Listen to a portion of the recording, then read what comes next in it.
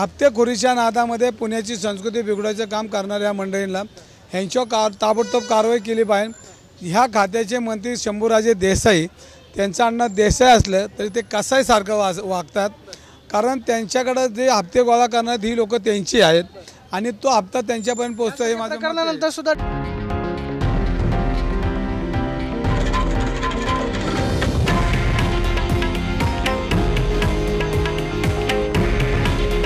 हे आहे देशातील नंबर 1 न्यूज नेटवर्क आणि आपण पाहत आहात TV9 मराठी।